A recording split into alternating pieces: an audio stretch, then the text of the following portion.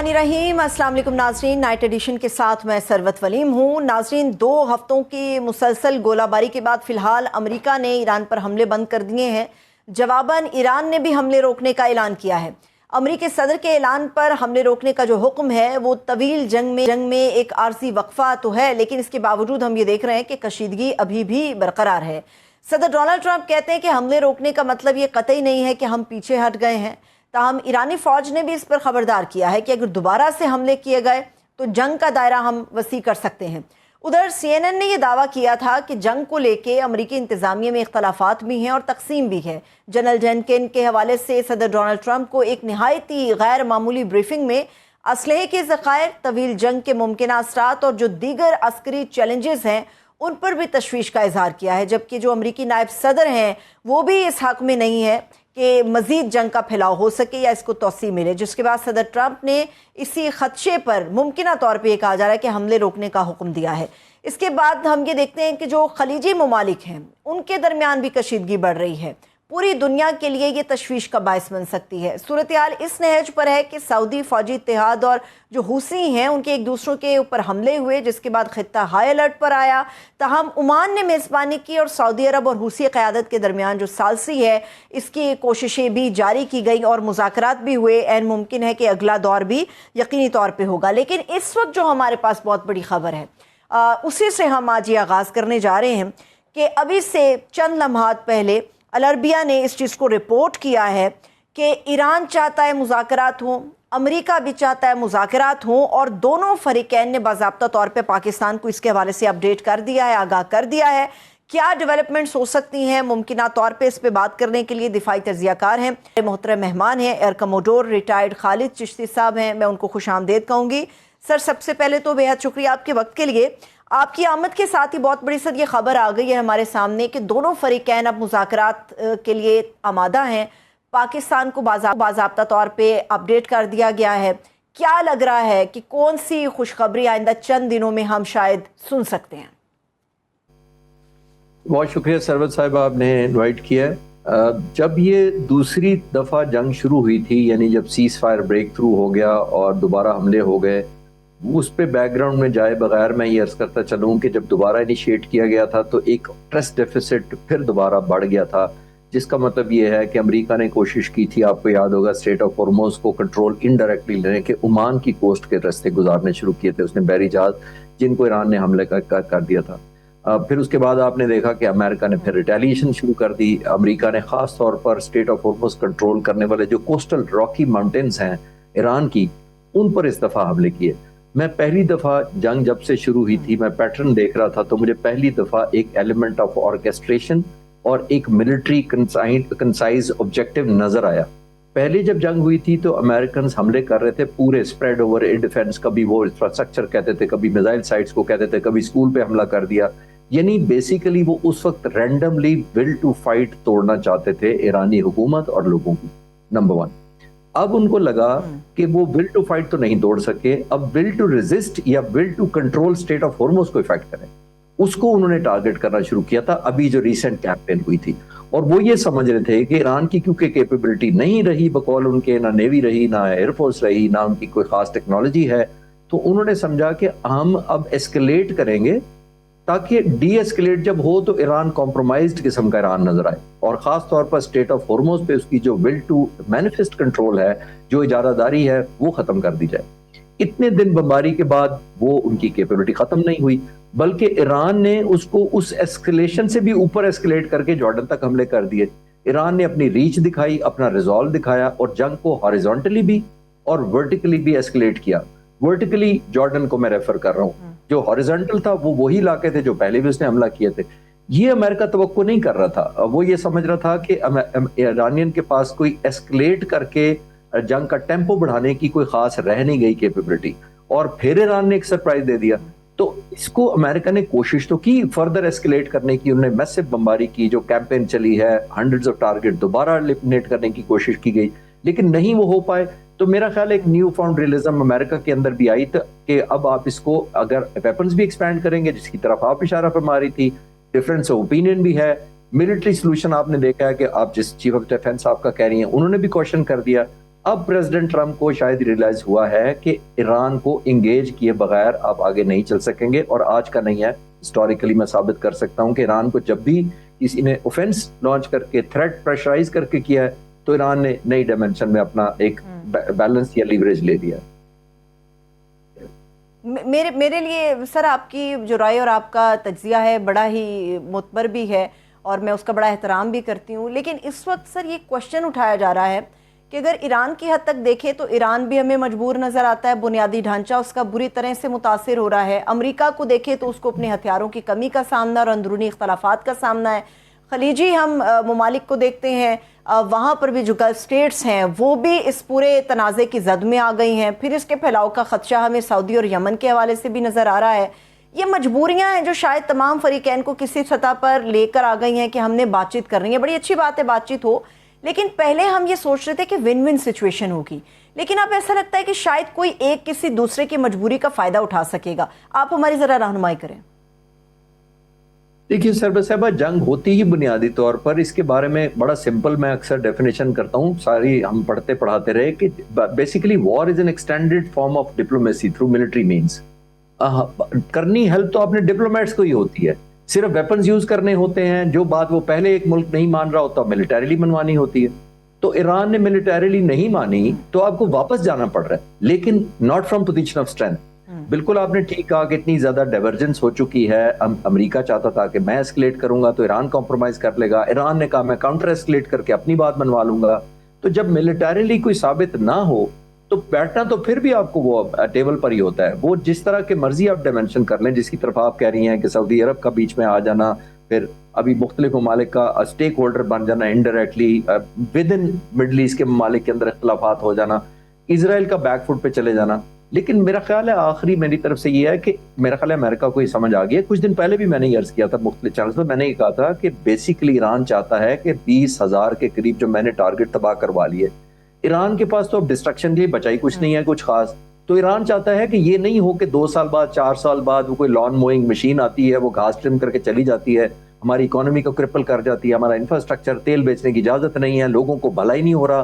تیسری دنیا کی طاقت ہے آئل پوائنٹ آف ویو سے ریزروز کے، لیکن لوگوں کو تو نہیں فائدہ پہنچا. تو آئی تھنک ایران نے یہ ریزالو کر لیا تھا کہ ایک ہی دفعہ ڈسٹرکشن کروا لیں تاکہ ان کو پولیٹیکلی تھرو ووٹنگ ایلیمنیٹ کروائیں، ملٹریلی ان کو جس کو کہتے ہیں نا ایلیمنیٹ کر دیں نتن یاہو کو اور پریزیڈنٹ ٹرمپ کو. جب آپ وار ٹرافی اپنے لوگوں کو نہیں دکھائیں گے، آلموسٹ 150 دن آج ہو گیا، ایگزیکٹ 150 دن ہو گیا ہے، تو 150 دنوں میں اگر وہ جنگ نہیں جیت سکے تو پھر آگے کیسے جیتیں گے؟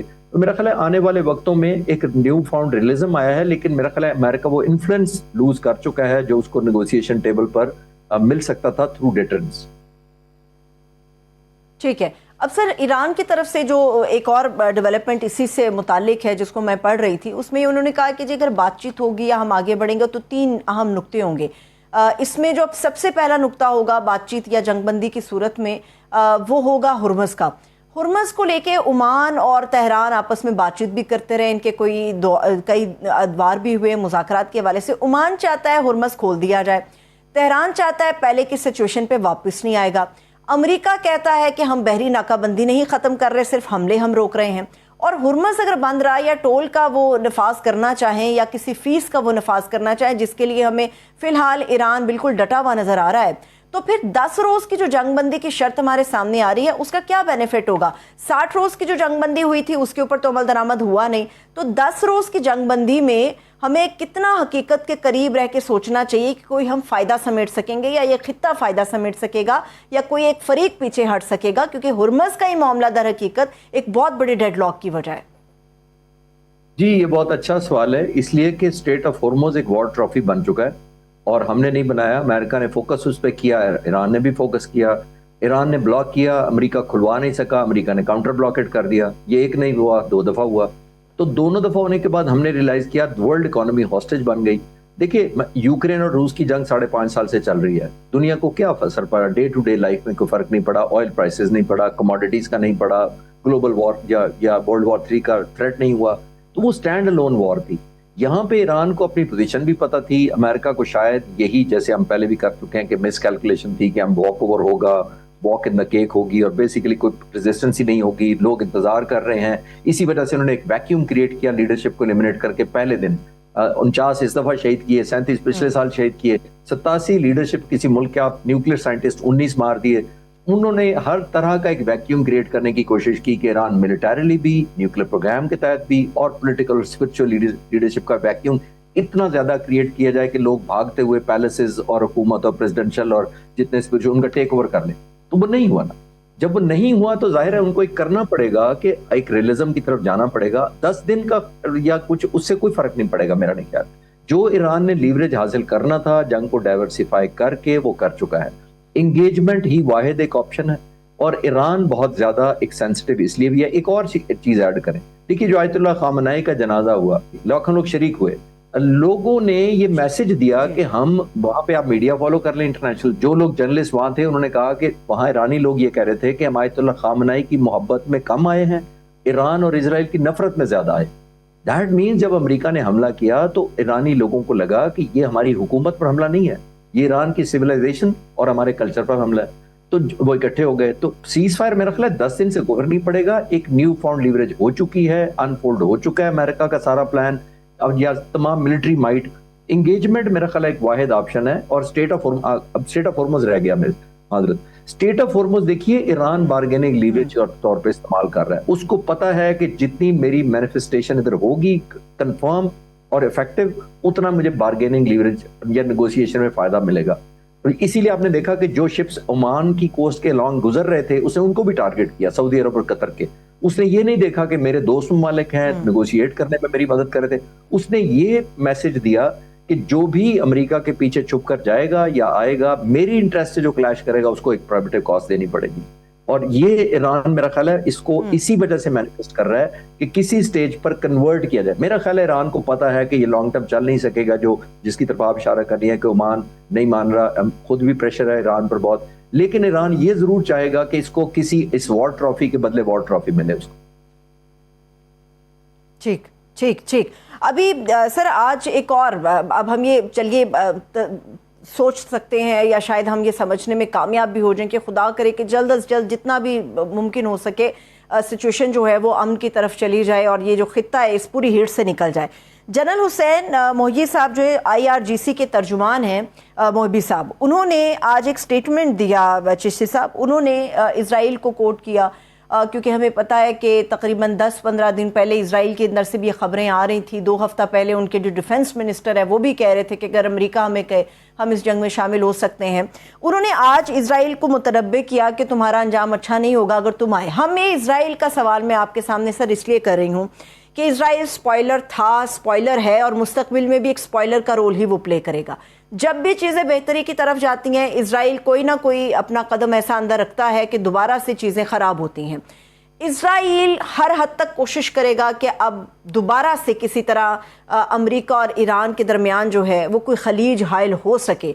तो अब करने की क्या ज़रूरत है? क्योंकि समहाउ डोनाल्ड ट्रंप भी ये समझ चुके हैं, अमेरिकी अवाम ये समझ चुकी है, उनके नायब सदर इस चीज़ को अंडरस्टैंड करते हैं, पेंटागन इस चीज़ को अंडरस्टैंड कर रहा है कि हम इस्तेमाल हो रहे हैं। तो इजराइल के लिए क्या अब बचेगा बाकी कि वो अपनी बका भी कर सके, और अमेरिका के लिए क्या बचेगा कि वो खुद को इस जंग से महफूज भी रख सके? जी बिल्कुल, आपने ठीक कहा कि अमेरिकन प्रेसिडेंट तो रियलाइज कर चुके हैं बट बहुत लेट हो गया। उन्होंने ग्राउंड रियलिटीज को बड़ा अंडर एस्टिमेट या मिस रीड किया है। वो चाहे वो एरोगेंस की वजह से हो या अपनी मिलिट्री माइट का ओवर कॉन्फिडेंस हो, वो तो अलग बात हो सकती है। लेकिन आपने ठीक कहा कि नेतन्याहू के लिए ये जो पीस हुआ था, जो थोड़ी देर के लिए हुआ था, ये बुनियादी तौर पर नेतन्याहू के लिए अनईजी नहीं था। ये अनईजी नहीं था, ये सुइसाइडल और एग्जिस्टेंशियल थ्रेट था। ये उसका सर्वाइवल था कि ये मेरी सर्वाइवल एट स्टेक है। अगर यहाँ अमन हो जाता है तो जाहिर है इजराइल के लोगों को क्या जवाब देगा कि आपने जंग 2 दफा की, 7-8 महीनों के अंदर 2 दफा अनलिश की, तो टेक होम क्या है? आया बकौल उनके इजराइल ज्यादा सेफ हो गया ईरान से।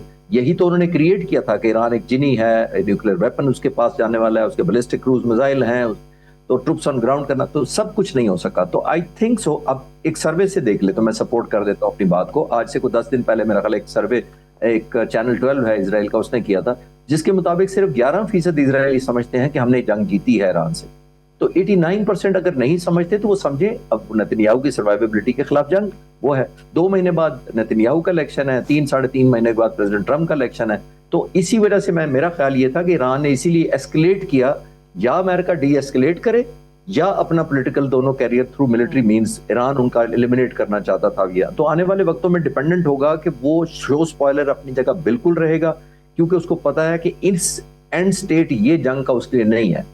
کم از کم وہ یہ چاہے گا نیتن یاہو کہ یا نو وار نو پیس کے درمیان چلتا رہے, کہ ایک ونڈو آف اٹیک یا اپرچونٹیز کھلی رہے, تاکہ وہ اپنے لوگوں کو کہہ سکے کہ ابھی تو جنگ بھی جاری ہے, پاسبلی الیکشن پوسٹ پون ہو جائیں, اور عدالتوں میں جو کیس لگے ہوئے انتظار کر رہے ہیں نیتن یاہو کے وہ نہ کھلیں. تو جیسے میں نے کہا اس کے لیے سوئسائڈل ہے کہ اگر یہاں امن ہو جائے امریکہ اور ایران کے درمیان.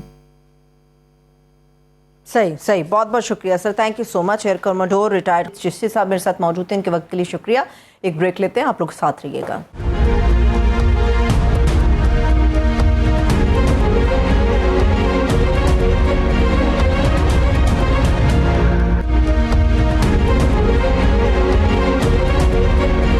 بریک کے بعد ایک مرتبہ پھر سے خوش آمدید کہیں گے. ناظرین, ملک میں اس وقت سیاسی معاشی بحرانوں کے ڈیرے ہیں اور عوام پروام چاروں طرف سے گھیرے میں ہے.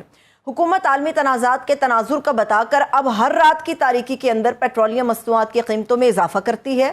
پہلے عوام کی جیبوں پر وار ہفتہ وار ہوا کرتا تھا, لیکن اب لوگ روزانہ کی بنیاد پر پیٹرولیم مصنوعات کی بڑھتی ہوئی قیمتوں کی قیمت چکانے پر مجبور ہیں. وزیر پیٹرولیم علی پرویز ملک کا دعویٰ ہے کہ امریکہ سے درآمد کیا جانے والا جو تیل ہے وہ پاکستان کو کم لاگت میں پڑ رہا ہے. اگر ایسا ہی ہے تو اس کے اثرات عوام کو منتقل کیوں نہیں کیے جا رہے؟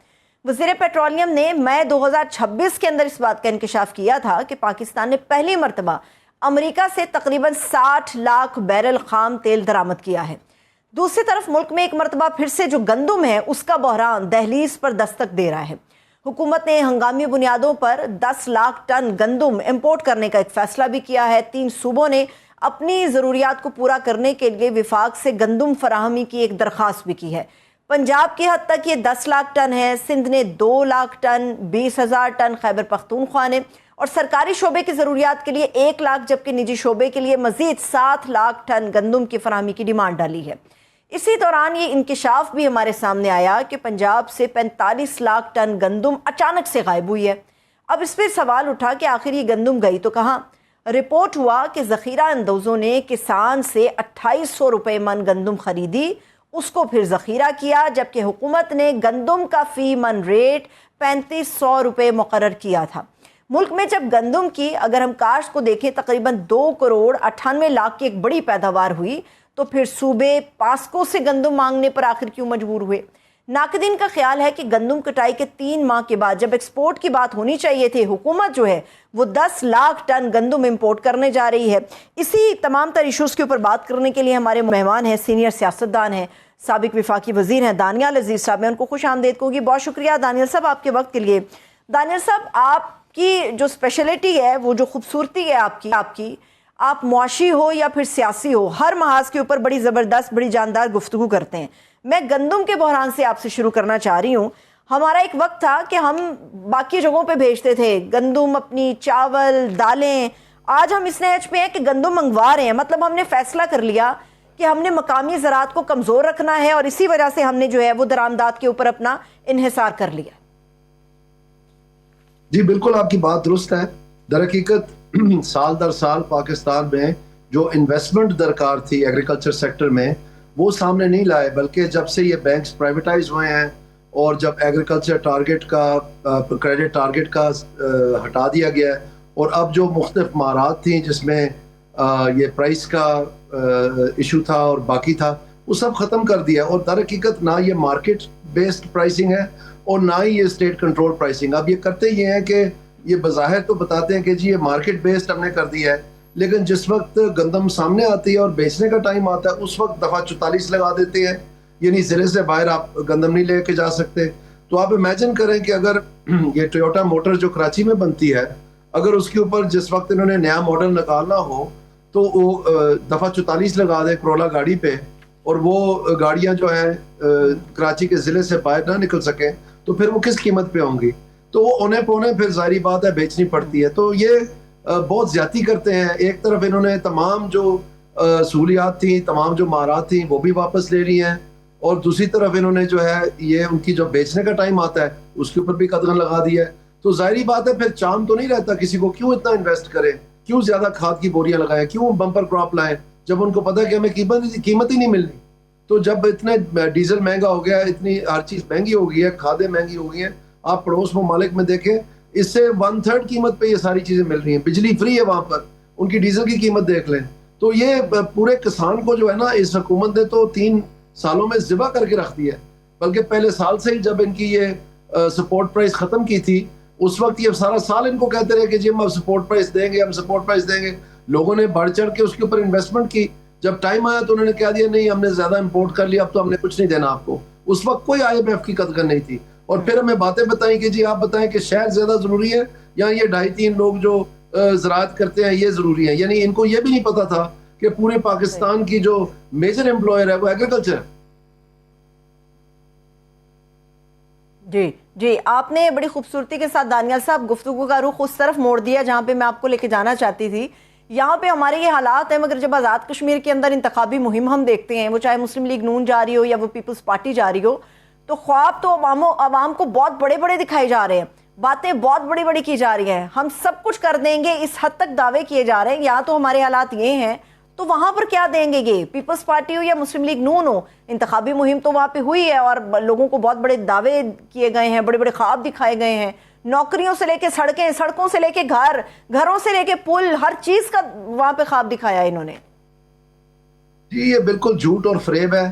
در حقیقت آپ کو یہ سمجھ جانی چاہیے بات کہ یہ جو ریلیف کا بیانیہ ہے نا کہ ہم نے یہ گاڑیاں بانٹنی ہیں یا ٹریکٹر بانٹنے ہیں یا کارڈ بانٹنے ہیں یا سولر پینل بانٹنے ہیں, یہ بانٹ کے یہ ڈیولپمنٹ سکیمز ہم نے بانٹنی ہیں, کھمبے بانٹنے ہیں, ٹرانسفارمر بانٹنے ہیں, جو کچھ بڑھ سکتا ہے ہم نے بانٹنا ہے. وہ جو اس کے اوپر بنیادی طور پر جو نیریٹو ہے وہ ریلیف کا ہے کہ ہم نے کس کو کتنی ریلیف دی ہے, فلانے سیکٹر کو ریلیف دے دی, فلانے سیکٹر. اب صورتحال یہ ہے کہ یہ تینوں جماعتیں بانٹنے والی جماعتیں ہیں کیونکہ انتظامیہ کو آتا ہی ہے اور یہ بانٹتے رہے قرضہ لے لے کے. اب مسئلہ یہ ہے کہ پاکستان اور قرضہ لے نہیں سکتا, کوئی ملک پاکستان کو قرضہ دینے کے لیے تیار نہیں, اور انٹرنیشنل مارکیٹ میں ہم اور قرضہ لینے کے قابل نہیں ہیں کیونکہ ہم قرضہ ادا ہی نہیں کر سکتے. ہم پہلے ہی قرضہ لے رہے ہیں قرضے کو کی قسط اتارنے کے لیے. تو اب صورتحال یہ ہے کہ یہ جو ریلیف کی سیاست ہے, جیسے میں نے پولیس آرڈر بدلا تھا اور یہ لوکل گورنمنٹ سسٹم کے تحت پروونشل فائنانس کمیشنز بنائی تھیں, اور اس کے بعد جو سپریشن تھی جوڈیشری فرام ایگزیکٹو, اتنا فنڈامنٹل ریفارم تھا, یہ خواب بھٹو دکھاتا تھا. لیکن آخرکار آگے یہ نیشنل ریکنسٹرکشن بیورو نے 2001 میں کامیابی سے یہ کیا.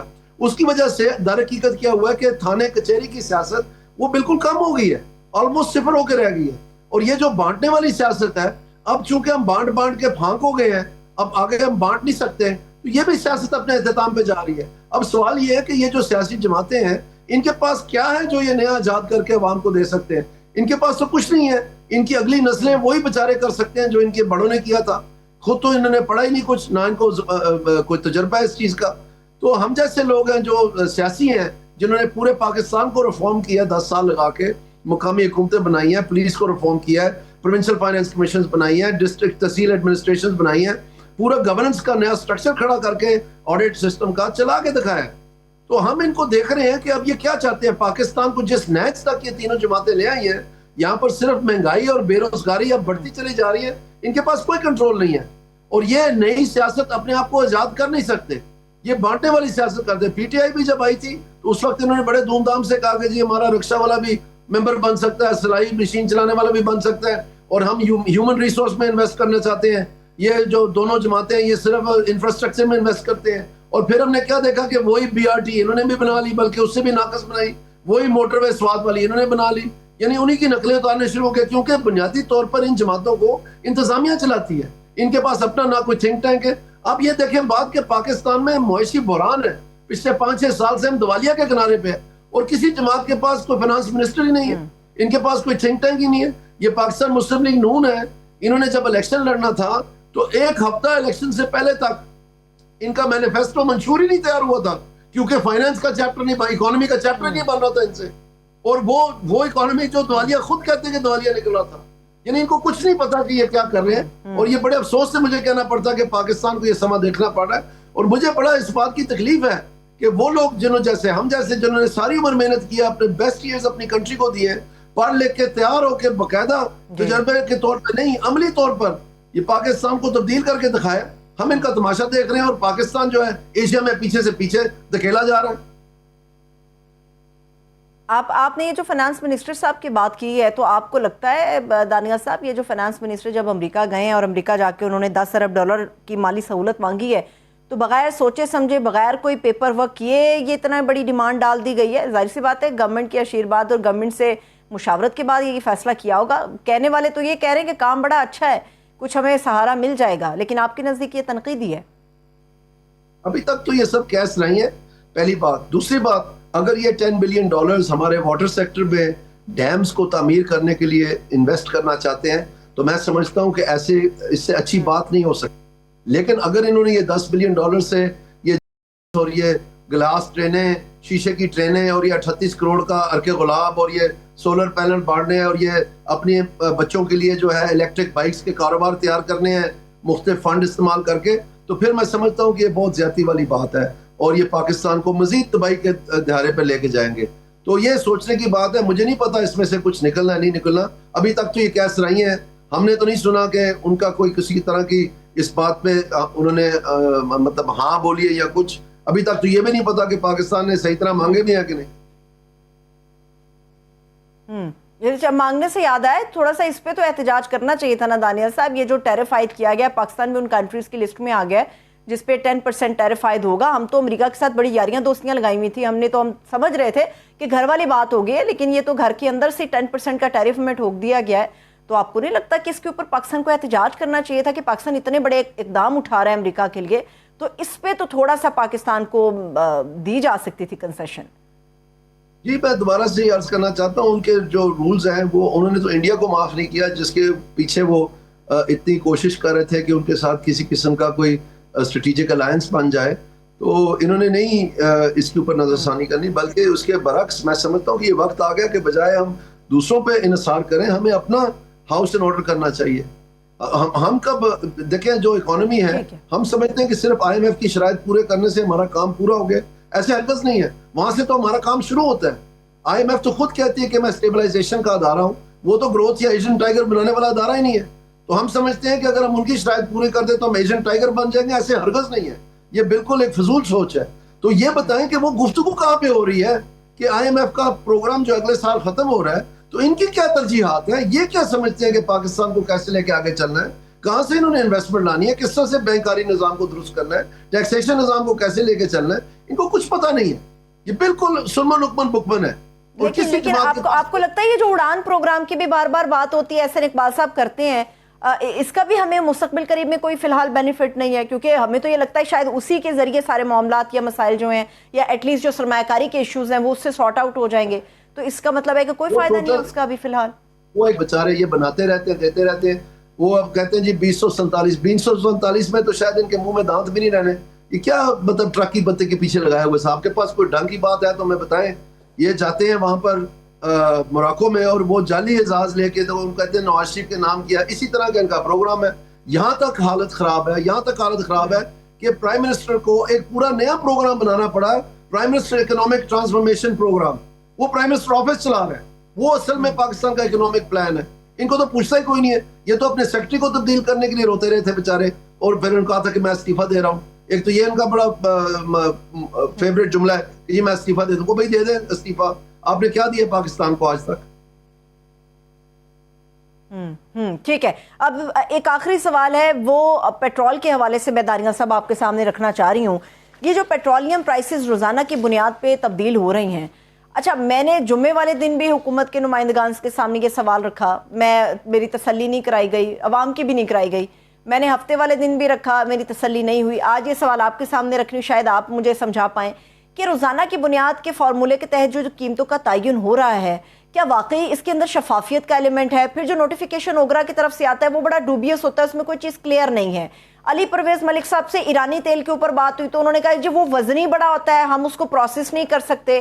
تو یہ جو سارا گھن چکر ہے، یہ صرف عوام کی حد تک ہے یا واقعی اس کے اندر آپ کو لگتا ہے سچائی بھی ہے کوئی؟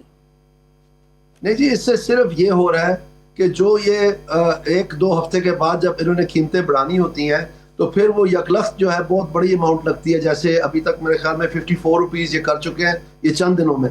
اور جب وہ ایک دم سے کرنا پڑے گا تو کوئی کہتا ہے کہ 3 روپے بڑھ گیا، 4 روپے بڑھ گیا، چاہے وہ روز کی بنیاد پر ہے، تو اس کا جو سائیکولوجیکل امپیکٹ ہے، جو شاک افیکٹ ہے، وہ تھوڑا کم ہو جاتا ہے. باقی اس میں اگر آپ سمجھیں کہ اس سے بڑا کوئی نظام بہتر ہو جانا ہے، یہاں اس میں جو ہے یہ جو بیچارے پمپ والے ہیں وہ تو سارے اسٹرائک پہ جا رہے تھے کہ ان کی کمائی بہتر ہو جانی ہے، یا پاکستان میں امپلائمنٹ بڑھ جانی ہے، یا اس طرح سے یہ قیمتیں جو ہیں وہ ان کو کم کرنے میں یہ کامیاب ہوں گے. اس طرح کی کوئی بات نہیں ہے. یہ صرف ایک سٹنٹ ہے جو کہ در حقیقت انہوں نے سائیکولوجیکل شاک کو جو ان کو پتا تھا کہ آ رہا ہے اس کو کنٹرول کرنے کے لیے کیا ہے.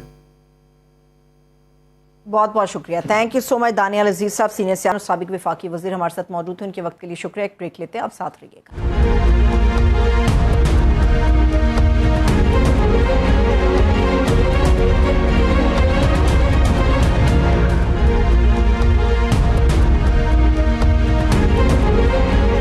کے بعد ایک مرتبہ پھر سے خوش آمدید کہیں گے. ناظرین، عمران خان صاحب کی قید کو 3 سال مکمل ہونے پر تحریک انصاف کی جانب سے فائنل سے پہلے ایک سیمی فائنل ہے، اس کی کال تو آ چکی ہے. اب کوئی کال آئے گی یا پھر یہ مس کال ہوگی، یہ بات 5 اگست کے جو جلسہ ہونے جا رہا ہے پاکستان تحریک انصاف کا، اس کے اندر کلیئر ہوگی. سوال یہ ہے کہ 5 اگست کو سرپرائز کی ریپنگ کے اندر لپٹا ہوا کون سا ایسا انقلاب ہے جو ہمارے سامنے آئے گا، اور اس انقلاب کی تشریح آخر کیا ہوگی. تاہم چیلنج جتنا بڑا ہے، آپشنز بھی اتنے ہی بڑے ہونے چاہیے. ایسے میں پی ٹی آئی قیادت سے یہ سوال بنتا ہے کہ ان کے پاس جو دستیاب آپشنز ہیں وہ کیا ہیں. لانگ مارچ کا آپشن ہے، دھرنے کا ہے، یا پھر گلی گلی تحریک کا ایک پیغام پہنچایا جائے گا. یہ سوال لے کر علیمہ بی بی جو ہیں وہ قیادت کے اوپر مسلسل ہمیں استخبار ہوتی ہوئی نظر آئی ہیں. اپنے تئیں ایک سٹریٹ موومنٹ ہے وہ بھی چلا رہی ہیں اور قیادت کے اوپر چلا رہی ہیں کہ ایک دن کے احتجاج سے تم لوگوں کی دال نہیں گلنے والی. لیکن پی ٹی آئی قیادت کا موقف اب بھی وہی ہے کہ جتھے لے کر آنا اور نظام سے ٹکرا جانا شاید یہ مسئلے کا حل نہیں ہے. ہم سب کو ساتھ لے کر چلیں گے. مولانا فضل الرحمان صاحب کے ساتھ بھی پی ٹی آئی کی کچھ نشستیں اب تک ہو چکی ہیں، مگر موومنٹ کو ڈرائیو کون کرے گا، یہ شاید وہ ایک اختلاف ہے جو ابھی بھی موجود ہے. اور فی الحال پی ٹی آئی سیاسی منزل سے دور ہمیں لگ رہی ہے، لیکن احتجاج کا جو اہم مرحلہ ہے وہ بھی عبور کرتی ہوئی نظر آ رہی ہے. دعوے عروج پر ہیں. اب دیکھنا یہ ہے کہ مزاحمت کے اس قصے میں پی ٹی آئی کے حصے میں کیا آتا ہے. اس پہ بات کرنے کے لیے ہمیں جوائن کیا ہمارے معزز مہمان ہیں پاکستان تحریک انصاف کے سینئر رہنما نعیم حیدر پنجوتا صاحب. ان کو خوش آمدید کہوں گی. بہت بہت شکریہ نعیم حیدر پنجوتا صاحب آپ کے وقت کے لیے. پنجوتا صاحب، یہ 5 اگست کو لے کے ہم دیکھ رہے ہیں بہت زیادہ جوش و جذبہ ہے، اور یہ میرے خیال میں بہت ایک لمبے طویل وقت کے بعد ہمیں پی ٹی آئی کے حساب سے نظر آ رہا ہے کہ ہر پلیٹ فارم پہ ہر کوئی نکل رہا ہے. کیا کرنے کیا جا رہے ہیں 5 اگست کو آپ لوگ؟ جب آپ کے پاس سیاسی یعنی بات چیت سے معاملے والے موقف کے اوپر بھی آپ کو آپ کی کمزوری سمجھتے ہوئے آپ کے اوپر لاٹھی چارج اور تشدد اور آپ کے ساتھ جاری رہے، تو پھر آپ کے پاس آپشن یہی بچتا ہے کہ آپ سڑکوں پر نکلیں، احتجاج کریں. ہمارے لیڈر کو ناحق قید ہوئے جو ہے وہ 3 سال ہونے والے ہیں. ان کو آئسولیشن کے اندر رکھا ہوا ہے. ان کی اہلیہ بشرا بی بی صاحبہ ان کو آئسولیشن کے اندر رکھا ہوا ہے، قید تنہائی کے اندر رکھا ہوا ہے. قید تنہائی کے اندر رکھنے کا مطلب یہ ہے کہ مینٹلی ٹارچر کیا جا رہا ہے. نہ اخبار کی، نہ بچوں سے بات کی، نہ کوئی اور ان تک بندہ جا سکتا ہے، نہ وکیل تک جا سکتا ہے، نہ ڈاکٹر تک جا سکتا ہے. ایسے حالات کے اندر احتجاج کے علاوہ ہمارے پاس کوئی اور آپشن نہیں بچا. اس لیے ہم احتجاج کرتے ہیں اور کریں گے. 5 تاریخ کو کیونکہ 3 سال مکمل ہوں گے اور اس دن یوم سیاہ کے طور پر منایا جائے گا. اس دن کے اوپر اناؤنس ہوگا کہ ملک میں حقیقی آزادی کے لیے ہم نے فائنل جو ہے وہ کال دے دیا ہے، عمل دے دیا ہے، اور سڑکوں پر آئیں اور آگے بڑھیں، جس میں مختلف آپشن زیر غور آئے. اور اب تک کی جو صورتحال کے مطابق ہے، جو ایکسپیکٹڈ ہے، وہ یہی ہے کہ لانگ مارچ کی کال جو ہے یعنی اسلام آباد آنے کی کال جو ہے وہ سہیل افریدی صاحب کی طرف سے دی جائے گی. تو انشاءاللہ 5 کو آپ کو پتہ چل جائے گا، فائنل چیز آپ کے سامنے آ جائے گی. ہمارے کارکنان، ہمارے لیڈرشپ، ہمارا ہر شخص، عمران خان کی بہنیں، ہر شخص اس معاملے کے اوپر پریشان ہے کہ ملک میں حقیقی آزادی کے لیے ہمیں جو ہماری جدوجہد ہے اس کی ہم منزل تک پہنچیں، جس میں تمام کارکنان کی رہائی کا بھی مطالبہ ہے، جس میں فری اینڈ فیئر الیکشن کا مطالبہ ہے، جمہوریت کا مطالبہ ہے، جس میں آزاد عدلیہ کا مطالبہ ہے، جس میں لوگوں کے بنیادی حقوق کا مطالبہ ہے، پاکستان کی ترقی کا مطالبہ ہے. ٹھیک ہے. یہ بہت بڑی خبر ہے پنجوتا صاحب کہ اگر P T I long march کی بات کر رہی ہے. ویسے تو پی ٹی آئی اور خان صاحب کے دور کو ہم نے بڑا قریب سے دیکھا ہے کہ خان صاحب جیسی تو جو اپوزیشن تھی یا جو احتجاج کی ایک سیاست تھی وہ شاید ہی پاکستان کے اندر کوئی دوسرا بڑا لیڈر کر سکا ہو. لیکن میرے لیے یہ خبر اس لیے ہے کہ ماں سوائے خیبر پختونخوا کے کسی بھی حصے میں ایک ریلی بھی نکالنا جو ہے وہ پی ٹی آئی کے لیے ایک وبال جان بن جاتا ہے. تو آپ لوگ لانگ مارچ کا اگر فیصلہ کرتے ہیں یا اس نوعیت کے کوئی کال دیتے ہیں تو اس کو پھر پورا کیسے کریں گے؟ लेकिन लास्ट जो हमारी कॉलें थी उसके अंदर भी आपने देखा होगा कि सिर्फ खैबर पख्तूनख्वा नहीं, पूरे पाकिस्तान से लोग जो हैं वो निकलने की तरफ बड़े मुख्तलिफ जगहों पर लाठी चार्ज किया गया, वाटर कैनन का इस्तेमाल किया गया। हम सरगोदा से 5000 का काफिला लेकर निकले थे, खुशाब पुल के ऊपर हमारे 71 लोगों को गिरफ्तार कर लिया गया, लाठी चार्ज किया गया और हमारी वजह से इन्होंने खुद रास्ते बंद किए ताकि ये उस काफिले के साथ ज्वाइन न कर सकें। तो इनकी कांपें टांग जाती हैं जब हम एहतजाज की कॉल देते हैं। एहतजाज के अलावा हमारे पास कोई ऑप्शन नहीं बचा। इससे पहले आपने कश्मीर में देखा कि लोग अपने हक के लिए निकले, हम हर दफा निकले। और रही बात हम कर नहीं पाते, ये बिल्कुल गलत बात है। अगर आपको पता होगा, याद होगा, तो हम जब कराची के अंदर गए तो बगैर लोगों को मोबिलाइज किए, यानी वहां उनको बसें प्रोवाइड किए या उनको कोई और चीज ट्रांसपोर्ट प्रोवाइड किए, लाखों की तादाद के अंदर लोगों ने वेलकम करने के लिए सुहेल अफरीदी के काफिले की तरफ रुख किया। और आपने देखा होगा कि ग्राउंड की आपको विजुअल्स आई होंगी जिसमें आलमगीर खान खड़े थे और हर तरफ अगर नजर दौड़ाएं तो वहां अवाम ही अवाम थी, क्योंकि वहां उस वक्त ये लोगों को पता चला था कि शायद थोड़ी स्पेस मिल गई है, बाहर निकलने की, लाठी चार्ज नहीं हो रहा, कारकुनान के घरों में छापे नहीं मारे जा रहे। तो उस तादाद के अंदर एक जो खौफ था वो के अंदर जरा कम था कि हम निकलेंगे भी तो गिरफ्तारी नहीं देंगे, तो लोग लाखों में निकले। आज भी इनको कहें कि थोड़ी सी फिजा जो है खुली छोड़ें, पंजाब क्या आपको, बलूचिस्तान क्या आपको, गिलगित बल्तिस्तान क्या, कश्मीर क्या, हर जगह से आपको जो है लोग निकलते हुए सड़कों पर नजर आएंगे। लेकिन यहाँ फस्तायत का दौर है, लेकिन इस जबर के बावजूद लोग निकलते हैं और इंशाअल्लाह ताला निकलेंगे। जब इमरान खान की रिहाई के लिए, मुल्क में हकीकी आजादी के लिए बात होती है तो लोग पै दर पै आगे बढ़ते हैं अपने मुल्क की खातिर, अपने मुल्क के, अपने बच्चों के मुस्तकबिल की खातिर। तो इंशाअल्लाह ताला कॉल हमारी कामयाब होगी। हमारे पास कोई ऑप्शन नहीं था निकलने के अलावा, तो इसलिए हमने जो है फैसला किया। ठीक है, ठीक है। 24 जुलाई को एक एक्सप्रेस पेश हुआ, पाकिस्तान तहरीक इंसाफ के जो रहनुमा हैं वो तमाम उसमें शामिल थे। सलमान अकरम राजा साहब जो सेक्रेटरी जनरल हैं पीटीआई के, वो भी शामिल थे। मैं सलमान राजा साहब की बात इसलिए पंजोता साहब कर रही हूँ कि जो गुफ्तगू उन्होंने फरमाई, लोग उसको एक कन्फेशनल स्टेटमेंट के तौर पे देख रहे हैं। वो ये कह रहे हैं कि जी 24 नवंबर को हमने कॉल दी, इब्तिदा में लोग बहुत ज़्यादा थे, फिर ना होने के बराबर रह गए। फिर वो ये कहते हैं कि पार्टी के अंदर ग्रुप बंदी है, इसी वजह से लाहौर का जो एहतजाज है वहाँ पे लोग कम निकले। फिर वो ये भी कहते हैं कि एहतजाज तभी मुमकिन या कामयाब होता है जब लोग अपनी मर्जी से निकलते हैं। चलिए हम मान लेते हैं कि आप पूरा एक होमवर्क करके आ रहे हैं, लेकिन इस बात की क्या गारंटी है कि लोग अब की बार उस तरह से निकलेंगे जो हम खान साहब के दौर में पहले देखा करते थे, या शायद कोई पीटीआई का जो बहुत पहले का कोई एहतजाज है उसमें हम देखते थे। किस बात की इतनी यकीन दहानी है कि पब्लिक अपनी मर्जी से निकलेगी? इनकलाब तो फिर तभी आता है जिसकी बात राजा साहब कर रहे हैं। वो जरूर बात राय साहब की ठीक है कि पहले दिन लोग ज्यादा थे, दूसरे दिन उससे कदरे कम थे। और ये जो भी मार्च हुए इससे पहले भी हमेशा पॉलिटिकल एक्ट के अंदर लोग कोई तनख्वाह नहीं लेते या वो कोई जत्था नहीं होता कि वो उन्होंने कहना है कि लोग रेस्ट की तरफ भी बढ़ते हैं, फिर कुछ आ रहे होते हैं, कुछ जा रहे होते हैं। लेकिन हमारी बहुत अच्छी तादाद थी जो डी चौक के अंदर अगर बैठी रहती थी तो इमरान खान 24 घंटों के अंदर अंदर रिहा हो जाते हैं, क्योंकि इन पर दबाव आ चुका था, प्रेशर आ चुका था। तभी हेलीकॉप्टर जो है वो अडयाला जेल की तरफ उन्होंने रुख किया था, तभी खान साहब के पास गए थे डील की ऑफर लेकर, तभी उनको कहा गया कि आप यहाँ से वीडियो पैगाम जारी कर दें। अगर वो ना होता तो ये ना किया जाता। दूसरी ये चीज है, देखें इस वक्त आवाम जो है वो इमरान खान के साथ है। 8 फरवरी को उन्होंने वोट दिया, उसके बाद भी जब जब कॉल हुई वे लोग इमरान खान के लिए निकलते हैं, पाकिस्तान के लिए निकलते हैं, क्योंकि इमरान खान उनके लिए बैठा है, पाकिस्तान के मुस्तकबिल के लिए बैठा है। तो लोग उसे अपना फर्ज समझ के निकलते हैं। कोई जरूरत नहीं होती उनको कि नहीं आगे लीड करे तो तब हम जाएंगे, लोग खुद से आते हैं। उनको एमपीज की हद तक ट्रांसपोर्ट या वो भी एक होती है, उसका कंट्रीब्यूशन होती है, लेकिन लोगों की मर्जी शामिल होती हो तो वो एमपीज के काफिले के अंदर भी शामिल होते हैं। जबरदस्ती या बरियानी को लालच के अंदर हमारे कारकुन नहीं आते। ऐसा नहीं होता जैसे कश्मीर में आपने देखा ये बात तो जब इनको जलसा करने के लिए इनके पास कारकुन नहीं थे, तो पीपल्स पार्टी वाले भी, नून लीग वाले भी पंजाब से ट्रक भर भर के लेकर जा रहे थे ताकि जलसे के अंदर विजुअल्स आए। कश्मीरी अवाम ने तो इनको रिजेक्ट कर दिया, पाकिस्तानी अवाम ने भी इनको रिजेक्ट कर दिया। वो आपने 8 फरवरी को देखा, जब जब इन अवाम को ये पकड़ने की कोशिश करेंगे, अवाम इनको इनका आईना दिखाएगी, ये देखो पेट्रोल क्या किया, बिजली के साथ क्या किया, हमारे बच्चों के साथ क्या किया, हेल्थ के साथ क्या किया, दहशतगर्दी जो है वो उसको अरूज पर लेकर गए, किसानों के साथ क्या किया, सुथरा पंजाब में किस तरह करप्शन की, किस तरह मनी लॉन्ड्रिंग की, इनको आईना दिखाएंगे। जी अच्छा, अभी ये बड़ी ज़बरदस्त मूव है जिससे बड़ा सराहा भी जा रहा है कि पीटीआई ये जो भी फैसला आप लोगों का मुस्तकबिल के करीब में यानी कि 5 अगस्त को होने जा रहा है अनाउंसमेंट की शक्ल में, उसमें तमाम लोग ये बात कर रहे हैं और पीटीआई ये बात करी कि जितनी भी सियासी कुव्वतें हैं उनको साथ लेके आगे बढ़ने का इरादा है।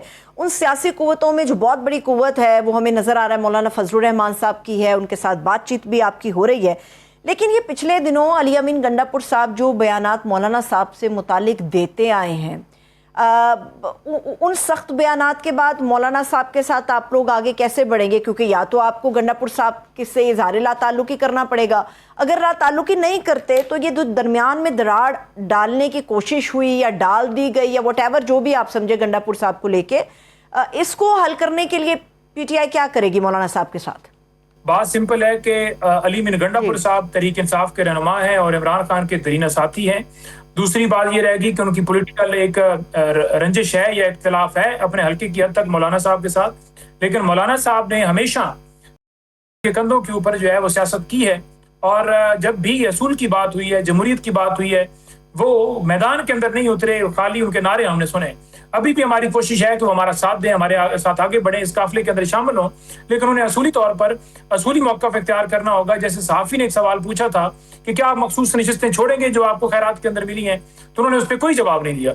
तो सबसे पहले तो अपने घर के अंदर जो है जमहूरियत लेकर आए, असूली मौक़िफ़ इख्तियार करें, जो सीटें पीटीआई की थी वो पीटीआई को दें, जो उन्होंने माजी में हुकूमत गिराई इमरान खान की उसको उन्होंने इतराफ़ तो किया, उस पर जो है वो माफी भी मांगे और कहें कि बिल्कुल गलत था और हम अब कानून और आइन और हकीकी आज़ादी के लिए इस काफिले का हिस्सा बनने के लिए तैयार हैं, क्योंकि ये मामला मुल्क का है, ये इमरान खान की जात का नहीं है, ये हमारी जात नहीं है या किसी ओहदे के लालच के अंदर नहीं है, बल्कि एक काज है। उस काज की खातिर हम ये सारा कर रहे हैं। हमने हुकूमतें लेनी होती तो पीपल्स पार्टी वाले आज भी कहते हैं हमने तो इनको कहा था कि हमारे साथ हुकूमत बना लें, लेकिन ये बैठने के लिए तैयार नहीं है।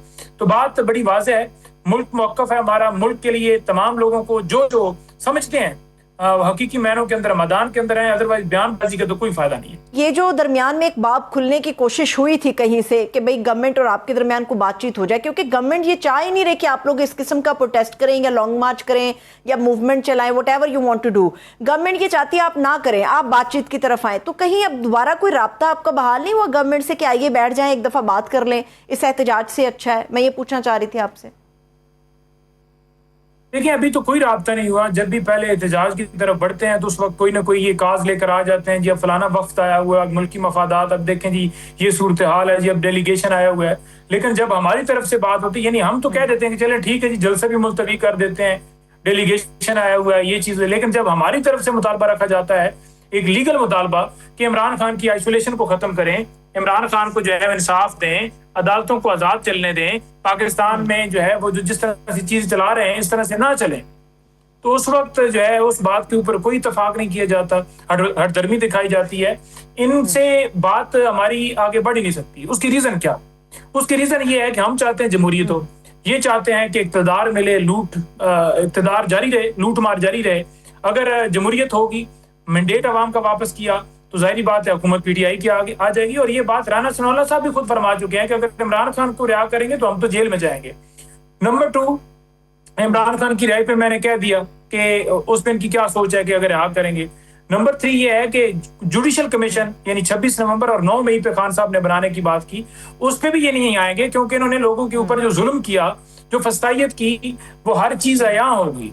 और रही बात ये कि अगर कोई चाहता है कि इमरान खान साहब को यहाँ से शिफ्ट करके लंदन भिजवा दिया जाए, तो वो उसकी ख्वाहिश ही है, क्योंकि इमरान खान ने बड़ा वाज़ेह कहा था। मुझे 3 साल पहले कहा गया कि आप 3 मिनट के लिए पीछे हट जाओ, 3 साल के लिए पीछे हट जाओ, लेकिन मैं 3 मिनट के लिए भी पीछे हटने को तैयार नहीं। तो जो शख्स ये मौक़िफ़ रखता हो उसको आप कैसे जो है वो एग्री करा सकते हैं कि आप डील कर लें, डील ले लें और हमारे मुताबिक चल पड़े?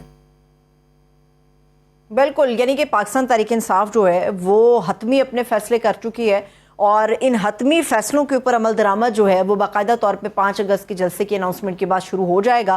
ہم امید ہے خدا کرے جو کچھ بھی ہو اس ملک کے اندر سیاسی لحاظ سے وہ پرامن طریقے سے آگے جائے. بہت شکریہ thank you so much. Senior رہنما پی ٹی آئی نعیم حیدر پنجوتا صاحب میرے ساتھ موجود ہیں, ان کے وقت کے لیے شکریہ. ایک تو اس طرف کی بات ہوگی, اب ذرا آزاد جموں کشمیر کی بات کر لیتے ہیں جہاں پر بہت بڑا انتخابی دنگل ہے, اس کی تیاریاں مکمل ہو چکی ہیں. بس ہم دیکھ رہے ہیں کہ کچھ گھنٹے باقی رہ گئے ہیں. جو سیاسی جنگ ہے اس کا طبل بجنے والا ہے. آپ یہ سمجھ لیجئے بج گیا ہے, میدان بالکل سج چکا ہے. مسلم لیگ نون اور پیپلز پارٹی پورا زور لگا رہے ہیں کہ آزاد کشمیر کے اندر جو ووٹر ہے وہ ان کے لیے نکلے. اب ہمیں یہ دیکھنا ہے کہ اس الیکشن کے اندر کس جماعت کا پلڑا بھاری ہے. اس پہ بات کرنے کے لیے ہمارے جو نمائندہ ہیں 92 نیوز کے محمد افضل صاحب, یہ کوٹلی سے میرے ساتھ موجود ہیں. ان سے آزاد کشمیر الیکشن کے حوالے سے سچویشن جانتے ہیں. افضل صاحب, کل 27 جولائی ہے, میرپور ڈویژنز کے تمام انتخابی حلقوں کے اندر جو ہے وہ پولنگ ہوگی. 3 اضلاع اس میں لگتے ہیں. ذرا ہمیں بتائیے گا کہ وہاں پر عوام کا مورال کیسا ہے, پچھلے دنوں جو ہنگامے ہوئے, جو سچویشن بنی, اور جو انتخابی مہم چلائی نون لیگ نے یا پیپلز پارٹی نے, اس کے بعد لوگوں کا رجحان فی الحال ابھی تک کس طرف نظر آ رہا ہے؟ جی بالکل. اگر الیکشن کے رجحان کی بات کریں تو الیکشن تو دونوں پارٹیز کے درمیان اس وقت جو ہے وہ کانٹے دار مقابلہ ہے. مہم کی بات کریں تو بلاول بھٹو نے جو سٹارٹ لیا تھا اس کے بعد کافی چارج کر دیا تھا آزاد کشمیر کے شہریوں کو, ووٹروں کو, اور ان کے جو پیپلز پارٹی کے امیدواران تھے وہ بھی کھل کے کمپینس جو ہے نا کرنے لگے تھے. اس سے پہلے جو ماحول تھا وہ ایک ایسا ماحول تھا کہ جس میں کوئی بھی امیدوار جو ہے وہ اس طریقے سے سرعام کمپین کے لیے نہیں نکل رہا تھا. اس کے بعد جب پیپلز پارٹی نے جلسے جلوس شروع کیے تو پھر مسلم لیگ نون نے جو ہے وہ اپنا مظفر آباد میں جلسہ سٹارٹ کیا, جس کے باعث کافی جو ہے وہ آزاد کشمیر چارج ہوا اور گہما گہمی جو تھی سیاسی جو ایکٹیویٹیز تھی وہ شروع ہونا ہوگی. اگر بات کی جائے ڈویژن میرپر کی تو ڈویژن میرپر کے اس وقت ضلع کوٹلی کے اندر میں موجود ہوں. یہاں پہ جو ہے وہ 6 جو ہے حلقہ کے اندر جو ہے وہ الیکشن ہونے جا رہے ہیں, جس میں اگر کوٹلی کی میں بات کروں تو کوٹلی سٹی کے اندر جو ہے وہ کل ووٹر 64,07,343 ووٹر ہیں. خواتین جو ہیں وہ 30,08,824 ہیں. مرد ووٹر جو ہیں وہ 33,08,549 ہیں. یہاں پہ جو ہے وہ دلچسپ مقابلہ ہے وہ مسلم لیگ نون اور پاکستان پیپلز پارٹی کے درمیان ہے. مسلم لیگ نون کے یہاں پہ فاتح محمود الحسن ہیں اور ان کے مد مقابل چودھری یاسین ہیں. یہ پاکستان پیپلز پارٹی آزاد کشمیر کے اس وقت موجودہ صدر ہیں اور اس کے ساتھ ساتھ یہ اپوزیشن لیڈر بھی رہ چکے ہیں. اور آزاد کشمیر کے جو ان کا اپنا آبائی حلقہ ہے, یہ 2 حلقوں سے الیکشن لڑ رہے ہیں. LA-12 سے بھی لڑ رہے ہیں اور LA-10 کوٹلی سٹی کے اندر سے بھی یہ الیکشن لڑ رہے ہیں. اور یہ بہت پرانے سیاستدان ہیں, جبکہ ان کے مد مقابل جو فاتح محمود الحسن ہیں یہ پہلی بار الیکشن لڑ رہے ہیں, نوجوان ہیں. انہوں نے اپنی جگہ کے اوپر کوٹلی شہر سٹی کے اندر جو ہے وہ کافی شہریوں کو جو ہے وہ ووٹروں کو چارج کیا ہوا ہے. جو ان کے مد مقابل چودھری یاسین ہیں, منجے ہوئے سیاستدان ہیں, پرانے کھلاڑی ہیں, 2 حلقوں سے الیکشن لڑ رہے ہیں. اور اس سے پہلے جو LA-10 ہے اس سے وہ منتخب ہو چکے ہیں MLA اور جو ہے نا اسمبلی میں جا چکے ہیں. اور اس سے جو پچھلا الیکشن تھا وہ انہوں نے پہلی بار کوٹلی سٹی سے لڑا تھا, وہ دوسری بار کوٹلی سٹی سے جو ہے یہ اپنا الیکشن لڑ رہے ہیں اور مختلف وزارتوں کے اوپر بھی رہ چکے ہیں, کافی تجربے کار ہیں.